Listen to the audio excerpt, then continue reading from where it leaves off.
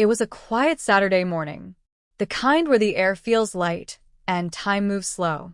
I was tying my daughter's shoelaces as she giggled at something only a child would find funny. My partner sat at the kitchen table, scrolling through their phone, half listening, offering the occasional smile. We had talked about going out as a family, but they said they were tired, needed to rest.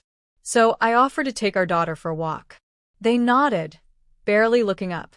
That's how our weekends had been lately, familiar, predictable, with a distance I couldn't quite place. The walk itself was peaceful.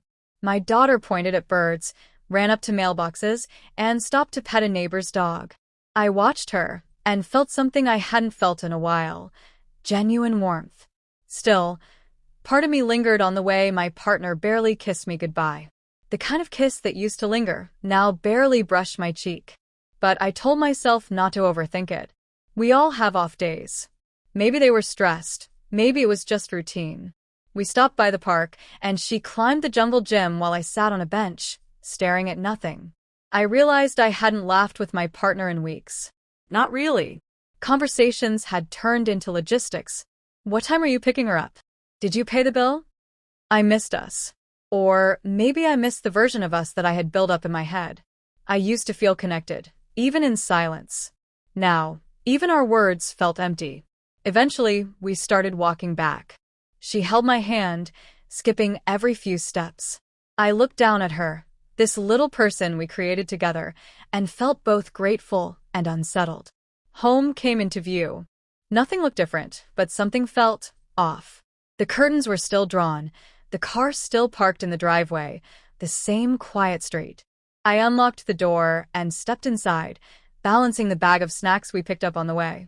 She ran to her room, humming some tune she made up. I stood in the entryway for a moment, taking in the stillness. It was too quiet. Normally, there'd be the sound of a show playing or the shower running. But it was silent. I shook it off, told myself I was being weird. I walked into the kitchen, set down the bag, and took a breath. I didn't know that in a few minutes, everything I thought I knew about my life was going to split open. For now, it was still whole. Fragile, yes. Cracked, maybe, but not yet broken. I turned to head upstairs, planning to put away a jacket I'd carried in case it got cold. That's when I heard it, faint at first. A sound that didn't belong in our quiet house. I stopped, strained my ears. It was soft, muffled, then clearer. A low, rhythmic moan. My mind didn't register it immediately. I stood there, waiting for it to make sense. Maybe the TV? I hadn't noticed it on, but maybe it was playing in the bedroom. I took a few steps closer to the stairs. Another sound. This time unmistakable. It wasn't the TV. It wasn't anything innocent. I stood there for a second, frozen. My pulse quickened, not just from confusion, but something deeper. A dread that bloomed without warning. I slowly climbed the stairs, each step heavier than the last. My daughter's room was to the left, quiet. The sounds were coming from straight ahead. Our room. My hands were shaking, though I hadn't noticed until they brushed the railing. I stopped just before the door. More sounds. Clear now. Not one voice. Two. A whisper I couldn't quite catch, followed by another moan. I didn't want to believe it, but I didn't have to. I already knew. I pushed the door open just a crack. I didn't need to see much. A flash of skin. Movement. A voice, my partner's, saying a name that wasn't mine. That was enough. I shut the door without a sound. Backed away slowly. My heart was pounding in my ears, drowning out everything else. I felt like I'd been punched, but hadn't fallen down yet. I didn't cry. I didn't scream. I didn't say a word. I just walked back down the stairs, numb, half-conscious. In the kitchen, everything looked the same. The bag of snacks still on the counter. My daughter still humming in the background. Life going on as if the world hadn't just caved in upstairs.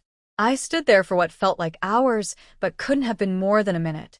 I thought about walking out the front door, but my feet wouldn't move.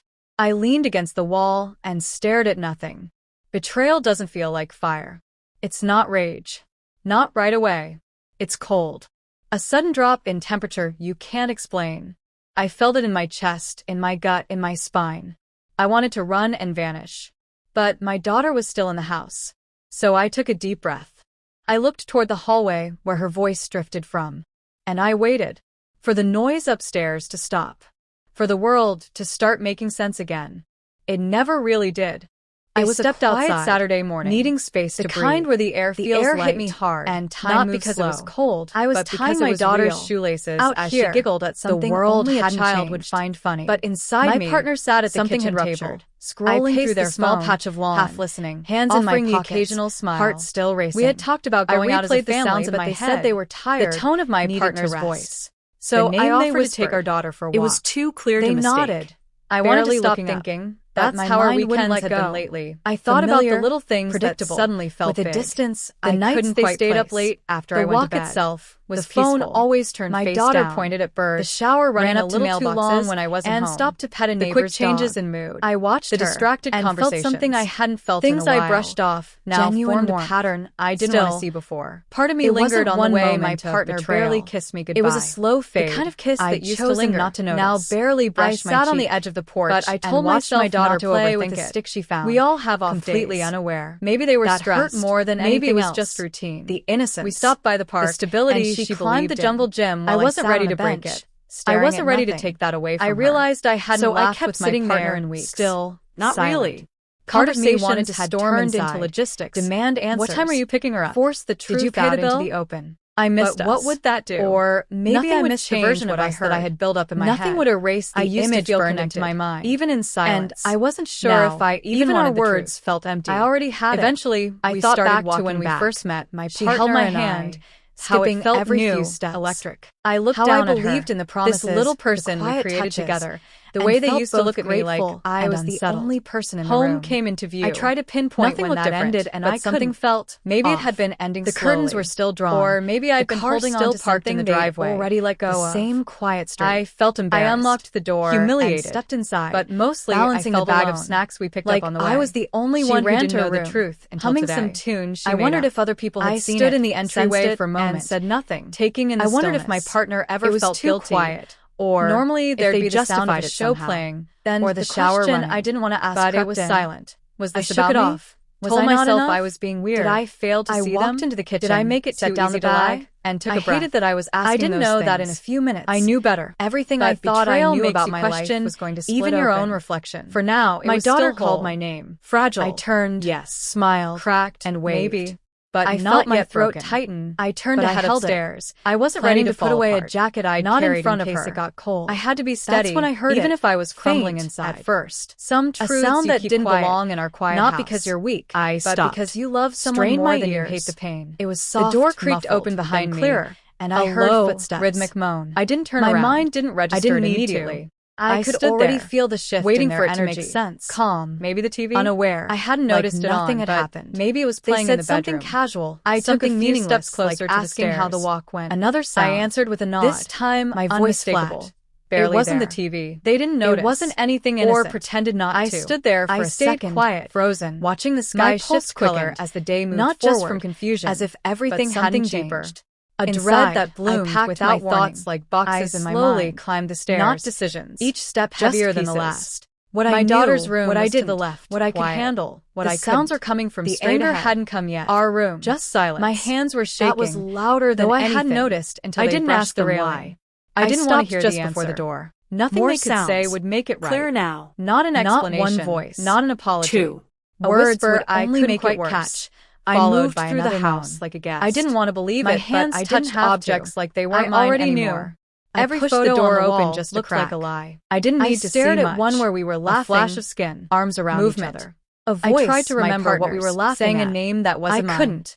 That moment was gone. I shut the door without a sound. Never real. Backed away. I walked past it like it was just another decoration in my ears. Later, drowning out, settled into its usual rhythm. I felt like I'd been punched, I went to my room and sat on the edge of the bed. I didn't cry. The same bed. I didn't scream. I looked at it. I didn't say a word. Didn't feel anything. I just walked back down the stairs. Not sadness. Half conscious. Just numb. In the kitchen, like I was waiting for something to click inside me. The bag of snacks, but it still on the counter. I looked at the person who used to be mine in the background and felt nothing but space. Life going on as if the world Space hadn't between just us caved in that couldn't upstairs. be filled again. I stood there for what I didn't felt say like hours, anything, but couldn't not have been that more than day. a minute. Not that night. I thought about walking I out lay the next front to door, them, but my eyes feet open, wouldn't move. Breathing I slow. leaned against the wall Their back and was stared turned. at nothing. I don't know if Betrayal they knew I doesn't knew. feel like fire. Maybe they could feel It's it. not rage. Maybe they didn't Not care. right away. Or It's maybe they were cold. just A afraid sudden of what drop would in happen when temperature the silence you can't broke. explain. The next morning, I felt it in my chest, I woke up in my before gut, in everyone my else. spine. I wanted watched to the run light and crawl vanish. across the floor. But my daughter I was made still in the coffee. house. I So stood by I the took window a deep breath and held the cup. I looked like toward it the could steady hallway me. where her voice I looked out drifted at from. nothing, and I Thinking waited everything. for the noise I didn't upstairs leave. to stop. Not that day. For the world Not to start yet. making sense But again. a part of me had already It never walked really out. did. I wasn't staying out of love anymore. I was staying out of duty, out of the need to shield someone small from something too big. My daughter deserved peace. I could hold the storm a little longer for her. One day I'll decide. Maybe soon. Maybe not. But I won't forget. I won't unhear. And I'll never be the same again. Some betrayals don't need to be shouted to leave scars. They just settle in, quiet, deep, permanent.